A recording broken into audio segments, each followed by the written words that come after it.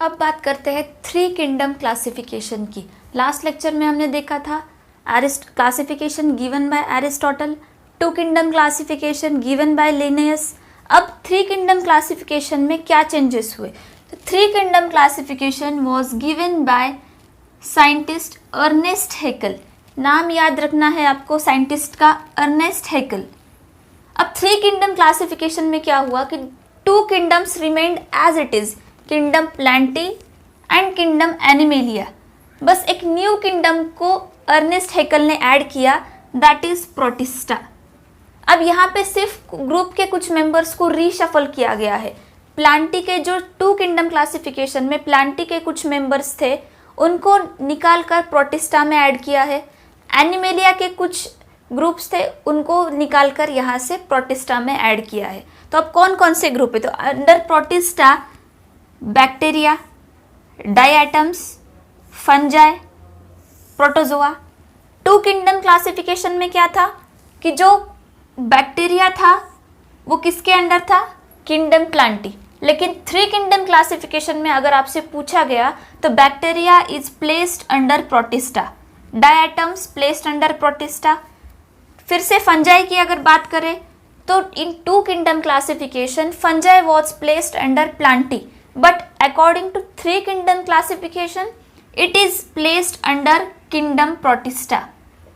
Protozoa in two kingdom classification it was placed under animalia, but now in three kingdom classification it is placed under kingdom protista. So this was your three kingdom classification. सिर्फ एक new kingdom add हुआ है, that is your protista, and कुछ members के कुछ groups को reshuffle करके protista में डाला गया है।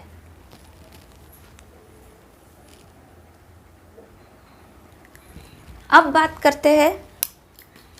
करते हैं फोर किंगडम क्लासिफिकेशन की। तो four kingdom classification was given by Copeland. Scientist का नाम याद रखना है, as I told in previous lecture. Four kingdom classification was given by Copeland. अब फोर किंगडम क्लासिफिकेशन में क्या हुआ कि थ्री किंगडम क्लासिफिकेशन में हमने देखा थ्री किंगडम्स थे, one was Plantae, second was protista and third was animalia. तो इसमें एक न्यू किंगडम को ऐड किया गया है, दैट इज किंगडम मोनेरा। अब इसमें फिर से ग्रुप्स को रीशफल किया है, फिर से ग्रुप्स को दूसरे किंगडम्स में डाला गया है। अब किन ग्रुप्स को कहाँ रीशफल किया है इस क्लासिफिकेशन में वो हम लोग देखेंगे। First is Plantae. तो प्लांटी में फिर से डाला गया है फंजाई। थ्री किंगडम क्लासिफिकेशन में fungi was placed in protista, but now in four kingdom classification again it is placed in Plantae, which is very unusual. अभी तक फंजाई को अपनी प्रॉपर प्लेस नहीं मिली है। अगर आप प्रोटिस्टा की बात करें तो protozoans is placed under Protista, diatoms is placed under Protista and dinoflagellates. Like three kingdom classification में protozoans and diatoms were placed in Protista, dinoflagellates are also the part of Protista. अब new kingdom जो four kingdom classification में add हुआ है that is the kingdom Monera.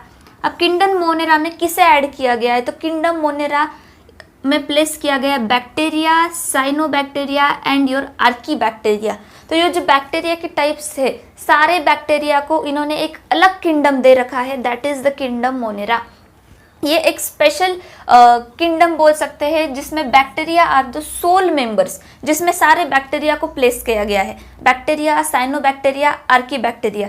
तो this was the four kingdom classification. जैसे जैसे understanding बढ़ रही है, बेसिस के लिए कैरेक्टर्स मैक्सिमम चुने जा रहे हैं, वैसे वैसे जो क्लासिफिकेशन है वो मोर अप्रोप्रिएट होते जा रहा है। अब इसके बाद हम देखेंगे five kingdom classification which is mentioned in your NCERT.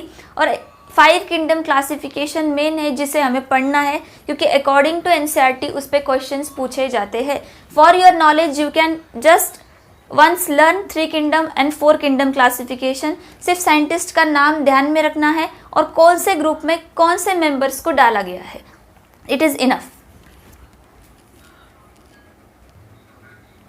अब बात करते हैं सबसे important part according to your NCERT, five kingdom classification.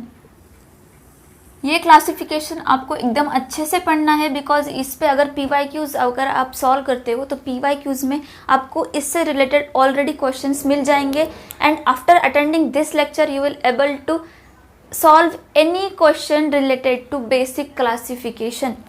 So first of all 5 kingdom classification किसने दिया था? तो 5 kingdom classification was given by R.H. Whittaker in 1969.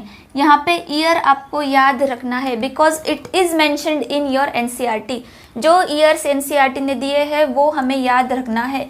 It's 5 kingdom classification given by R.H. Whittaker in 1969. अब R.H. वाइटेकर ने क्या किया? तो 4 kingdoms system में ऑलरेडी 4 किंगडम्स थे, तो यहाँ पे न्यू किंगडम जो ऐड किया है दैट इज फंजाई. हम लोग देख रहे थे फंजाई को कोई प्रॉपर प्लेस नहीं मिल रही थी, इसलिए फंजाई को एक न्यू किंगडम की प्लेस दी गई है 5 किंगडम क्लासिफिकेशन में. So first was Monera, second was protista, third was fungi, fourth was kingdom plantae, and the fifth was kingdom animalia. So this was the 5 kingdom classification. अब classification हमने बहुत starting में ही पढ़ा है कि क्लासिफिकेशन करते वक्त बेसिस, कौन से बेसिस पे ये 5 किंगडम क्लासिफिकेशन हुआ है? तो the basis is more important. कौन से बेसिस पे? The first was cell structure. Cell structure कैसा है ऑर्गेनिज्म का, वेदर इट इज प्रोकैरियोटिक और whether it is eukaryotic. Prokaryotic है सेल या यूकैरियोटिक है ऑर्गेनिज्म, प्रोकैरियोटिक है या यूकैरियोटिक है, इसके बेसिस पे क्लासिफिकेशन किया गया है. Second basis was thallus organization. जो थैलस ऑर्गेनाइजेशन है वो कैसा है? मल्टी सेलुलर है या यूनिसेलुलर है, सिंगल सेल है या मल्टीपल सेल्स है? That was the second basis, unicellular और multicellular. Third was the most important, mode of nutrition. इस पे थैलस ऑर्गेनाइजेशन और मोड ऑफ न्यूट्रिशन पे मैक्सिमम क्वेश्चंस पूछे जाते हैं. तो मोड ऑफ न्यूट्रिशन कौन से किंगडम का कैसा है, तो उसके बेसिस पे भी 5 किंगडम्स क्लासीफाई किए गए हैं. कौन से ग्रुप का मोड ऑफ न्यूट्रिशन ऑटोट्रॉपिक है, कौन से ग्रुप का मोड ऑफ न्यूट्रिशन हेटेरोट्रॉपिक है. अगर किंगडम प्लांटी की बात करें तो इट इज़ कम्प्लीटली ऑटोट्रॉपिक. अगर हम मोनेरा की बात करें तो इट इज़ कम्प्लीटली हेटेरोट्रॉपिक बोल सकते हैं, क्योंकि it depends on another organism for food. तो on the basis of mode of nutrition autotrophs और हेटेरोट्रॉप्स के हिसाब से किंगडम्स को क्लासीफाई किया गया है. And the fourth very important one, that is phylogenetic relationship. What do you mean by phylogenetic relationship? Phylogenetic relationship means evolutionary relationship. Evolution, जैसे जैसे हमने देखा है कि 2 किंगडम में सिर्फ 2 किंगडम्स थे, फिर जैसे जैसे 3rd किंगडम, फिर 4th किंगडम, तो जैसा जैसा इवोल्यूशन होते जा रहा है हमें एक अप्रोप्रिएट क्लासिफिकेशन मिल रहा है. तो why we have get this appropriate classification due to this phylogenetic relationship. जैसे जैसे पढ़ाई रिसर्च होते गया, evolutionary relationships हमें समझ में आई ऑर्गेनिजम्स की, वैसे वैसे हमने क्लासीफाई करते गए. तो that is why this is the most important point, that is phylogenetic relationship, that is your evolutionary changes. Evolutionary changes को भी क्लासिफिकेशन में इंक्लूड किया गया है. तो this was your 5 kingdom classification. यहाँ पे NCERT में एक चार्ट दिया गया है आपको एक टेबल फॉर्म में, कि जिसमें 5 kingdoms Monera, Protista, fungi, Plantae, Animalia, इनके सेल स्ट्रक्चर का डिटेल दिया गया है, thallus organisation, mode of nutrition, इन सब के बारे में इंफॉर्मेशन दी गई. तो वो टेबल आपको याद से पढ़ना ही है. That table is very important. जैसे जैसे हम इसके आगे एक एक किंगडम पढ़ते जाएंगे तो वो टेबल को भी हम उसमें कवर कर लेंगे. सो इसके बाद last classification we are going to study, that is 6 kingdom classification. अब बेटा 5 किंगडम क्लासिफिकेशन के अकॉर्डिंग एक क्वेश्चन फ्रीक्वेंटली पूछा जाता है कि according to 5 kingdom classification Chlamydomonas and Chlorella दोनों भी ग्रीन एल्गी है. तो क्लाइमेडोमोनास और क्लोरेला को 5 किंगडम सिस्टम 5 किंगडम क्लासिफिकेशन के अकॉर्डिंग कौन से किंगडम में प्लेस किया जाएगा? तो you will tick their answer Protista. Chlamydomonas, Chlorella दोनों ही ग्रीन एल्गी है. According to 5 kingdom classification, you will place them under kingdom Protista. तो अगर ऐसा क्वेश्चन आता है तो you will tick their answer kingdom Protista. Frequently पूछा गया है question, you can note that. अब बात करते हैं 6 किंगडम क्लासिफिकेशन की. लास्ट क्लासिफिकेशन का पॉइंट है 6 kingdom classification. So 6 kingdom classification was given by Carl Woese. सिर्फ नाम ध्यान में रखना है साइंटिस्ट का, कार्ल ऊज. अब 6 किंगडम क्लासिफिकेशन में कार्ल ऊज ने क्या किया, तो सबसे पहले 3 डोमेन्स बनाए. What do mean by domains? आप कह सकते हैं units. Domains means units. 3 units बनाए और उसके अकॉर्डिंग किंगडम्स को क्लासिफाई किया. 3 डोमेन्स. अब कौन से थे 3 डोमेन्स? तो first domain was domain Archaea, second was domain Prokarya and the third one was domain Eukarya. तो 3 डोमेन्स 6 किंगडम क्लासिफिकेशन में बनाए गए थे.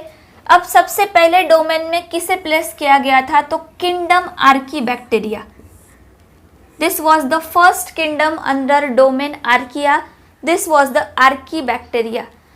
Now in second domain किसे प्लेस किया गया था, यूबैक्टीरिया. किंगडम यूबैक्टीरिया को प्लेस किया गया था under domain Prokarya. And third domain was Eukarya, under which Plantae, kingdom Plantae, kingdom Protista, kingdom fungi and kingdom animalia were placed under domain eukarya.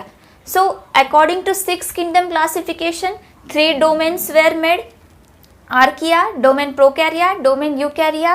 Kingdom archaebacteria is placed under domain archaea. Kingdom eubacteria is placed under domain prokarya, and kingdom plantae, protista, fungi and animalia is placed under domain eukarya. This was the 6 kingdom classification. These are your 6 kingdoms: 1, 2, 3, 4, 5, 6. So these were the 6 kingdoms placed under 3 domains.